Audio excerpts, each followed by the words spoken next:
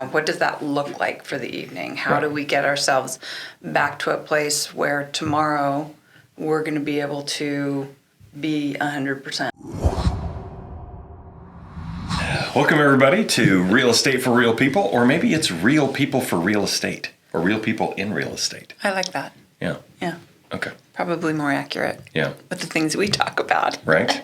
Well, and today is going to really has nothing to do with real estate specific as much as it has everything to do with the differences between what the business world calls work-life balance versus kind of the new buzzword or buzz phrase, which is work-life integration. And who are you, by the way? Oh, hi. My name is Brad, and this is my lovely assistant, wife, and business partner, Marianne. Hello. So, thank you for the reminder, by the way. You're welcome. It's what we do. Yeah. So we were talking about this, and we've kind of realized that this is one of the things that a lot of our agents struggle with, and we see a lot of people just in general struggling with this difference between work-life balance and what they think is work-life balance, but really it's work-life integration. But I don't know that enough people are talking about that. Mm-hmm. So we're going to kind of deep dive on that today. Dig into it. But I wanted to start out with, you found an article from, I think, the U.S. Chamber of Commerce, mm-hmm. and it talks about the differences between the two. So can you hit that real quick? Absolutely. So work-life integration and work-life balance are two distinct ways to think about boundaries, or lack thereof, between personal and professional lives. When it comes to time spent on professional responsibility versus time spent on personal ones, it's crucial to find a level of equilibrium. However, this might look different for each person. Some professionals strive to reach work-life balance, while others aim to achieve work-life integration, and though similar, the two terms are distinct. There's a difference between work-life balance and work-life integration, and it is one that many people are struggling with as we look to come out of our pandemic work situation, said Stephen Kohler, CEO and founder of Adira Labs. Work-life balance is focused on keeping your work life and your personal life separate but equal, whereas work-life integration is centered on the belief that there is no distinction between the two and that both must coexist in harmony. So those are, as we were getting ready for today, one of the questions, and we were kind of bantering about questions, you brought up one about work-life balance. And one of my struggles has always been, how do you balance like 50-50, 50% work, 50% personal? How do you, we've always said we are not very good at work-life balance because everything for us, because we are business owners, it's like it's our life 24/7. So it's not really a balance, which kind of led us to this discovery of the idea of work-life integration. So what does that look like? And so when you think about work-life balance, it's very much a situation where all the personal things are done on personal time, and the work things are done on work time, and there's no touching the other piece. We do work and life together all the time, and I think one of the challenges for us is, and also a blessing and a gift, in all honesty, is that we live and work in the same space together all the time. Well, okay, so to be clear, not the exact same space, but the same building. Right. So we work on the first floor, we live on the third floor. Right. And so, yes, there's a space on the second floor that distinguishes those two places, but not really. So that gives me, us, the opportunity, for example, let's talk about what it might look like for work-life integration in our case. Mm-hmm. I know that there's laundry to do, so I take 10 minutes from doing work downstairs, and I run upstairs and do the laundry and switch it around and come back down. So there's less of a boundary of the time frames when we have to do things. when we didn't live here and we had a house off-site, that was not as easy to do. So it was That's true. really more just we're here or we're not. Right. And I think this whole idea of work-life integration has come about because of the pandemic. Right. Because We had to work at home. We had to work. Most of us had to work at home, and so we're kind of in this new era now. Of some people have had the opportunity to continue to work from home. So the other piece, another piece that we talked about was this is going to look different for each family or each couple. Depending on what's going on in your home. We don't have young children anymore, so it's just we're relatively empty nesters, and so it's really easy to kind of just flow back and forth between work and personal stuff. And it will look different for somebody who doesn't work actually with their spouse. So the spouse has True. one job and they have another. True. But if they're self-employed, it's easy. I think it's the work-life balance thing is equally challenging on both sides of the aisle. Unless you're a 9-to-5er and you're just hourly, and when you leave work, your tractor's at the job site and you're done, right? You don't get to come home. But with work, but for those of us who don't work in that type of an atmosphere, it really makes it a challenge to park the work at the door, right? Which is the whole work-life balance concept. So yeah, there's, so many different ways that you can look at this thing. So yeah, we'll have to for sure try to dive a little deeper on that one. Yeah, I think one of the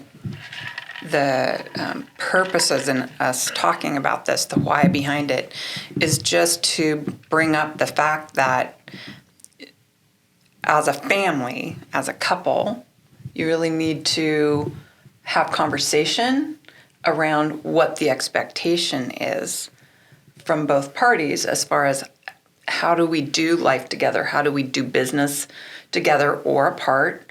Are we going to have boundaries around personal and work time? Is that important? Do our jobs allow us to facilitate that?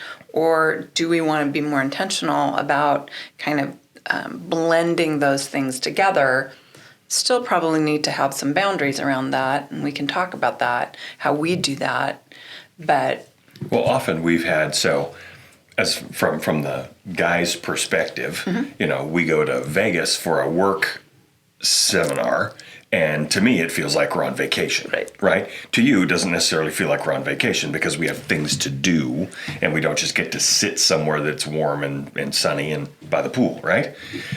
So you need to have, I think you need to have both, right? You need to have that ability to go away and do things together for work, but you also need to, when you go away, you also need to go away and just shut it off, right? There's a to me, there seems to be a distinct difference between the two. You got the workation, then you got the vacation, right? So when you say shut it off, what does that mean? Well, that's a great question, and I think it means a bunch of different things for many people. But for some people, shut it off means literally, I'm going to throw my phone in the pool, and it's gone, right? We had one of our lenders did that. He either dropped it in the pool or jumped in the pool with it in his pocket the first day he got to Mexico, and that was pretty much it. Phone life was over. What he was forced into work-life balance. Yeah, but what he found was it was the best vacation he and his wife had been on in years.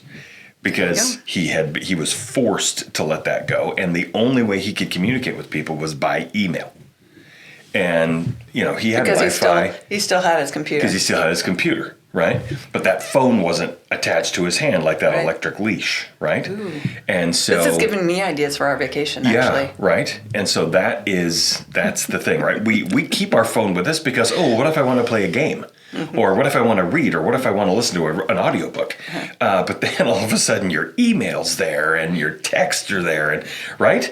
So part of our problem, I think, globally, is that we have these electronic leashes that we call a phone, right? And the problem is it's not really a phone. It's a handheld computer with a phone app. Right. Right? And it has apps for everything else we do as well, which is really the bigger problem. So So as we look at that, it's obvious that every couple, whether they work together or not, they're all going to have a similar struggle as to how do you integrate work life. Are you a work-life balance person, or are you really a work-life integration person? Because I mean, think about it. If you had two people that left their jobs at 5 o'clock at the job site, yeah, you can have work-life balance, right? Because you're not working after you get home. So there are people, because of their employment situation, who can do work-life balance, but then there's the rest of us who can't. So it has to become work-life integration. So I think it revolves around the intentionality of it. No matter which piece you're, subscribing to, balance or integration, it needs to be purposeful. And at the end of the day, it's all about what is going to create healthy connections with your partner and with your other family members. I mean, really, True. That's at the end of the day, that becomes the piece that is most important. Right. Health of the family, health of the relationship with your partner, because that can easily get lost in, especially for those of us who are driven to accomplish things or have our own business. It's harder to turn it off. And we've actually had conversations at times of let's turn the phone off when we're at dinner, or put it away and not look at it, because it is so easy to have it right here on the table. But what if this is right here on the table, what is that saying to you about your importance in my life? What is more important at this moment? Is it you, or is it this little box that's sitting on the table? Right. Well, so, I mean, Simon Sinek has a fantastic video about that, where, he says, if you put your phone on the table, you're basically telling everybody you're not as important as what could possibly come up on that phone. Right. So yeah, to be able to not have your phone at the table with you, I think is that opportunity to, again, connect on a human level, as opposed to each of you sitting there in, proximity to one another, but not communicating, right? You might feel like you're communicating, but you're not. You're communicating by text, and you're Right. sitting at the table together. Yeah. If you're texting not with a good one idea. another, yeah. So that's kind of funny. But I mean, Gary Vee was dropping a video one day, and he was talking about how parents are complaining that kids get into a room and all they do is text, but they're texting one another and they're texting other friends. And he says, how is that any different than in the 80s when we all got together and watched a TV show and nobody talked to one another, but we were all in the same room? Right? So, I mean, it isn't really that different. It's just a different thing that we now have as a vehicle, right? Right. But I digress. So let's talk about. So I've got a question here that I want to ask you. Okay. So is work-life integration more suitable for certain professions or industries? Why or why not? So you kind of alluded to the fact that one of the situations that families or couples may find themselves in is that, they're both W-2 employees. They work from, set hours in a job, maybe the same set hours, maybe not. In the area where we live, we have a lot of shift workers. So that's a whole nother kettle of fish in how to connect and have a healthy relationship. But there are a lot of professions. I mean, professions like, the only two that I know of, real estate, and because we own the office, that creates its own kind of situation. If we were just doing business, just doing transactions, and we could manage, I don't want to say manage our time, but the time that we have, we could time block a little bit better, not having to take care of emergent things all the time from other agents, right? So that's really hard to kind of put in a box and say, nope, after 5 p.m., not going to take any phone calls from any agents. That's problematic in our industry. So things like real estate and then education. When we were talking this morning just about, yes, I had a set day, time of day that I would work or be at school, but for teachers and administrators and things like that, most of us do not leave school at school. Most of us have papers to correct. We have, curriculum that we're learning or developing, or, assessments that we're working on, whatever it is. And that doesn't happen during the school day because we're with kids during the school day. So there are things that, yes, there are some professions that eke out. Right. Well, and so, I mean, for me, from the outside perspective, I would look at teaching as it stays at the school profession, but it clearly doesn't. Not for most of us. Yeah. I mean, most teachers are not. They're not in it for the 7:30 to 3:30 time frame. Gotcha. It's all the prep time before and after, and grading papers and all that stuff. Well, and it's going to the beach. I remember going to Long Beach, Washington, and being out at the beach and seeing sand dollars and thinking, ooh, there's so many of them. I could do a project. With my students. Oh yeah. On a weekend. So collect them I did, dry them out I did. And we made a Mother's Day gift for our moms. So I mean, yeah, teaching, it's not just what you do, it's kind of who you are. Right. So I think there are a number of professions like that. So do you think, a self-employment, especially if you're self-employed with your spouse, is that a place that's more suitable for this work-life integration or more problematic? My guess would be, from our own experiences, it would be more suitable. Just because, again, to go back to when we first started talking today, it's more about being intentional. And so if I gotta admit, I kind of have felt guilty for years because I never, had it preached to us work-life balance. Right. And I've just kind of given up on that. Because feels like a myth. How do you do that? And so this appeals, the idea of work-life integration, seems to fit more with how we do life. Right. And again, it goes back to being intentional about how you are moving through your day, your week, your month, your year, and how you're being intentional with your family, your partner, your parents, all those pieces, doing it purposefully, not just aimlessly through life. So let's talk real quick about what some best practices might look like for someone who is whose job is really more suitable for work-life integration, and they have a work-life balance spouse. Ooh. Right. So you got a spouse who can leave their job at work, and when they come home, it's just about relaxing, or it's about shutting it off, having a beer, watching the TV, doing whatever kind of activity they want to do. And they have weekends off, and they get 2 weeks off in the summer. So how does that couple integrate? So what are some best practices for the person who can do work-life integration, but their spouse may not? And it's not that they can't. No.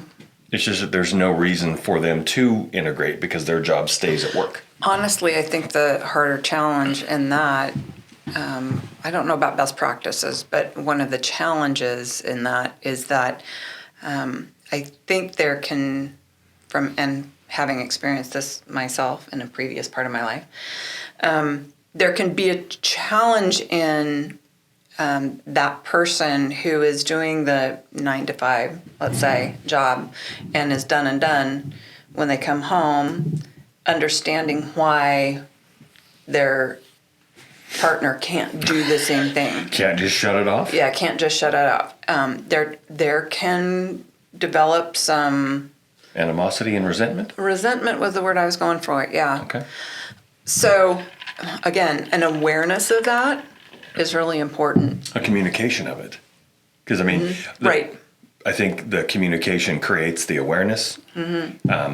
So I mean, if you're the spouse who can and does have the work-life integration piece component to their work life, you need to talk about that with your Right. spouse. I mean, that's the kicker. Well, and come to some agreements, honestly. Yeah. Because I think sometimes I can see us using work-life integration as An excuse? an excuse to not create some boundaries and let the tail wag the dog, which is just as dangerous, I think. So best practices, always communication, always talking about it. And the second that either party feels resentment for whatever reason, address it. I think giving permission Yes. to the other spouse to bring it up when they see it happening, because I know I'm guilty of being in this work-life integration workplace for me, and it's real easy for me to literally work all day, right? And all night? And all night, yeah, sure. If you don't sleep, what else do you do?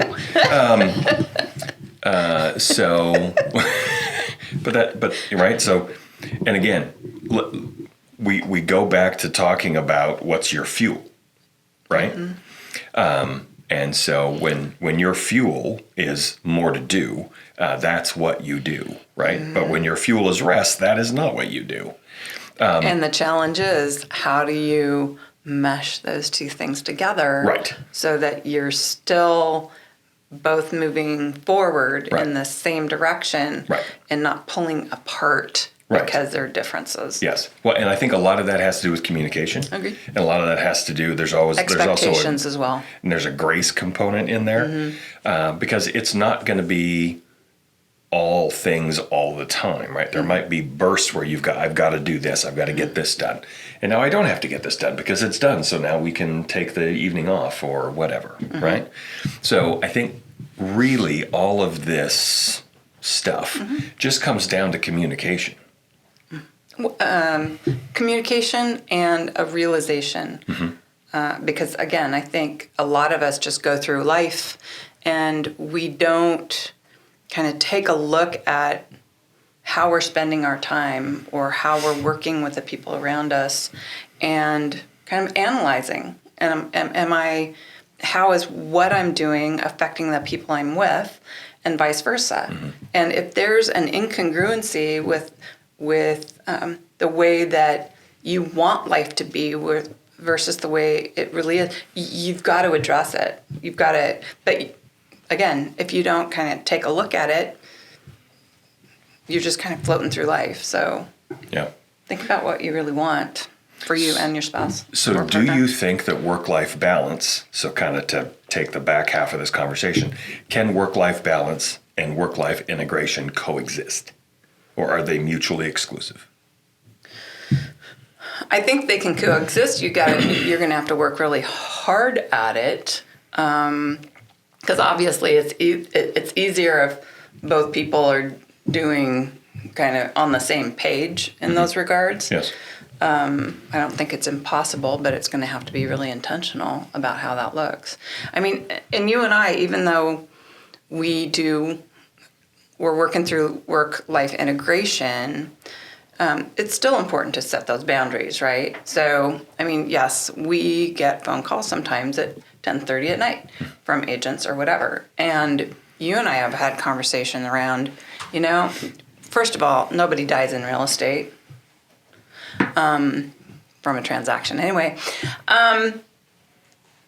And, 9 o'clock is the end of day for real estate timelines in Washington State. So do we really need to answer the phone after 9? There are nights when the answer is, we've been working all day, right up until 9 o'clock. So it's time to turn off the phones and reconnect and do the Brad Marianne, connection piece because we have been doing things for everybody else all day long.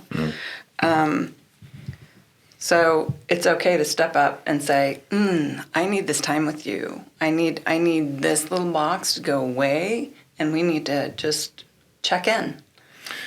So I think I sent you, I know I sent out to the group, that video with Brene Brown about... Oh, yeah. Love Brene Brown. She comes home at the end of the day and she and her husband talk, and they're talking about how much power they have left in the day, right? Where are you at on a kind of on a scale, right? Scale of 1 to 100, where are you at? Because her concept is relationships are not 50-50, just like work-life balance is not 50-50, right? It never is. So relationships are more than, they're 100%. Right, it's not 50-50. So you're either at 100% together or you're not, right? And so whoever has the better power supply that night really kind of needs to take the lead to give the other one that break, right? There's been some nights where I come home and my brain is just jello from what I've been doing all day, or I haven't slept well.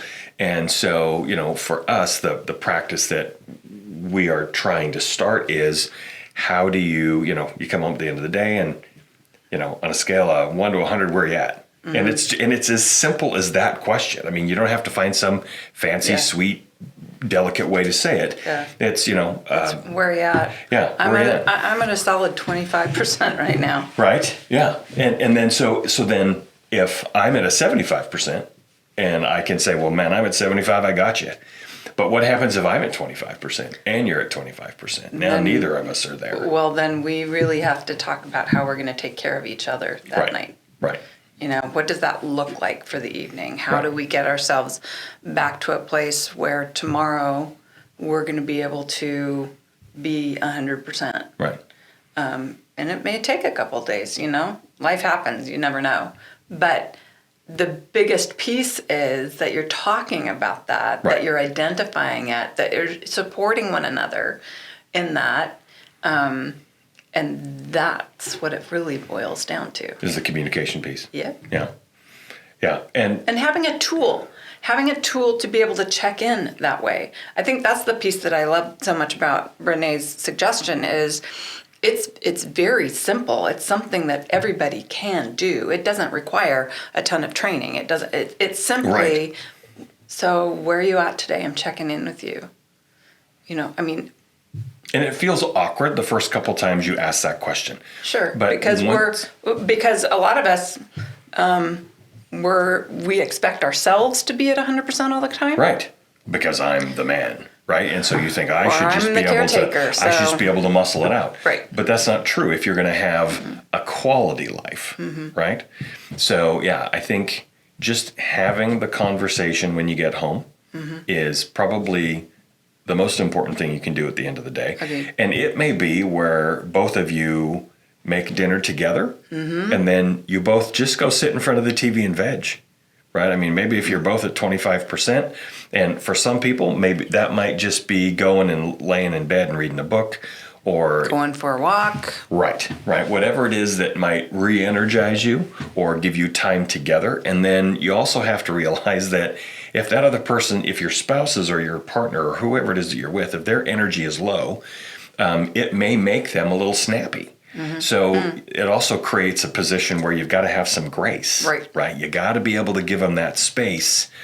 So what I hear you saying is when they're at 25%, piling something on in that probably wouldn't be a good idea. Talking about really heavy topics at that hour. Finances or something like that. No, probably not a good idea. Not a good idea. Yeah. So again, you have to read the room. Right? Yeah. You have to be able to understand where your people are at. And there's some empathy involved there because you have to put yourself in their shoes and say, what would I want to hear or what would I want to talk about if I was feeling, right? And because I'm not in your headspace. So I might be jazzed and ready to go. Let's talk about this. Let's talk about this. I got things. But you've got to have some grace and some understanding as to where the room is at. So, yeah. So, as you were talking just now, one of the things I was thinking about is we've talked a lot about couples or partners, right? this idea of work-life balance or work-life integration is just as important for folks who are single. What does that look like for you? And being intentional about that is the most important piece. The challenge is that you may or may not have somebody that helps to keep you accountable, centered, grounded in that process.